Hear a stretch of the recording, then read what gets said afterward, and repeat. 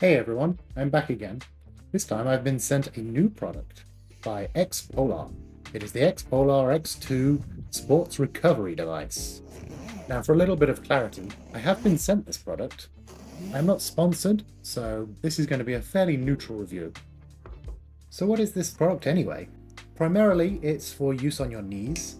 It has a heating function, a massage function, and most uniquely, a cooling function. The easiest way to control this product is via the three buttons sitting on top of the control box. We've got power, which turns it on and off. We've got mode, which cycles between heating and cooling. And we've got press, which controls the pressure of the massage function, of which there are three different levels: low, medium, and high. Now let's have a look at what the makeup of this product is. So firstly, we've got this main control box. It's where all the computers and batteries are going to be. We have these 5 fans, which are actually heat sinks. They are connected to what I believe is an EVA type foam on the other side, and this is what's going to contact your skin and heat and cool your knees. And then we have these straps. These are very strong Velcro straps, much like you would get for having a blood pressure test. We've got small, medium, and large here, so you don't get them mixed up. And you can see that they're quite easy to install, just wrapping them around. So to test this out, we're going to need a leg. This leg has been ethically sourced. Other legs may be available depending on your area. So to do this, we need to align the X with our kneecap, and then just wrap these Velcro straps around the leg and tighten them down as tight as you feel comfortable.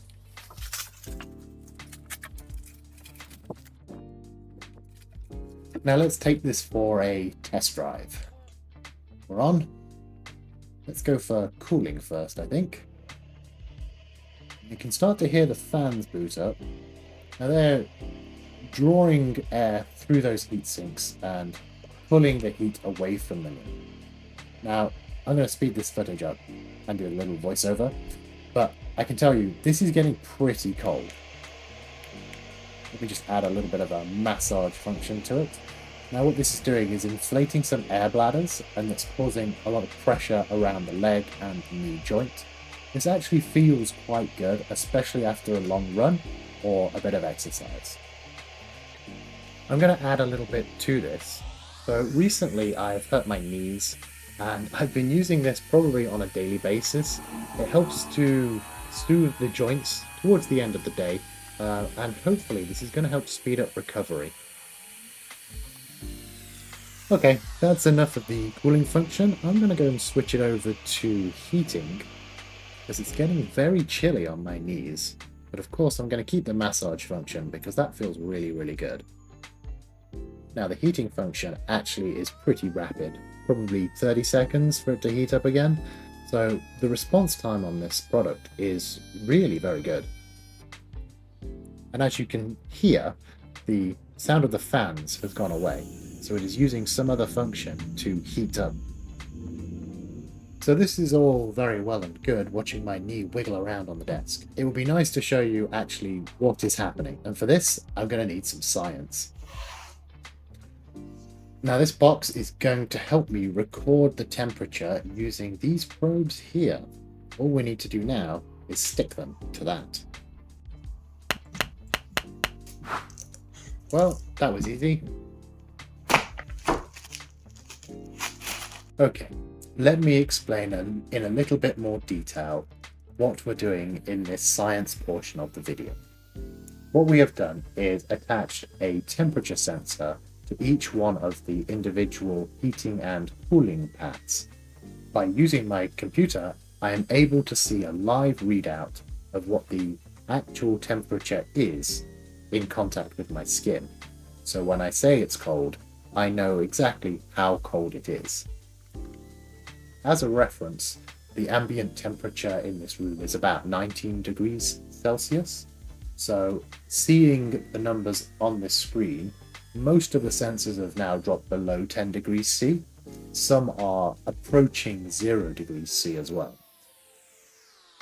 In order to get these really low temperatures, I believe this product is using something called a Peltier chip.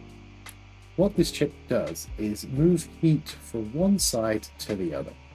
Using it in conjunction with the heat sinks and the fans, it is able to draw the heat out of your knee and then sort of push it into the atmosphere. These chips have been used in the past for some PC cooling and also for miniature fridges. Okay, let's change this up a little bit and switch it over to heating mode. So what we will be able to see is how quickly will it change temperature and what is the maximum temperature it will get to, or what is the maximum temperature I can withstand. It's only been a few seconds now and already we're getting past its starting temperature at the very beginning, and we're very rapidly approaching a plateau point.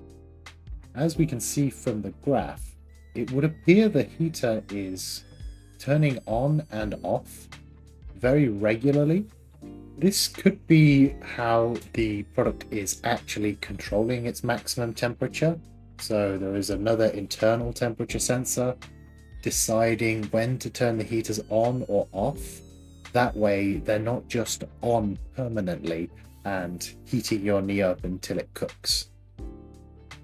Okay, I've had enough now with how hot this is getting and feeling like my knee is very well cooked. Okay, I've got a kind of a silly idea now. If this can cool my knee down, maybe it can cool my drink down. So what I have here is a standard bottle of water. Other bottles of water are available. So our starting temperature is around about 19.5 degrees. What I'm going to do is try and figure a way of wrapping this knee cooling device around my bottle of water. Let's get the old clampy clamps.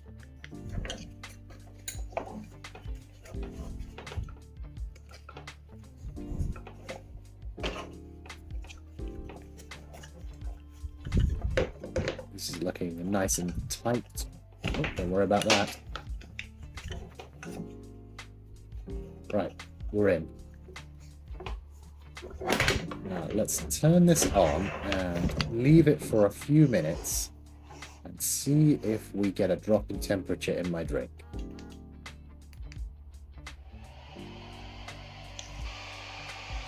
So about 3 or 4 minutes has gone by. Let's unwrap this and see if we got a reduction in temperature. I mean, the outside feels a little colder. Definitely not ice.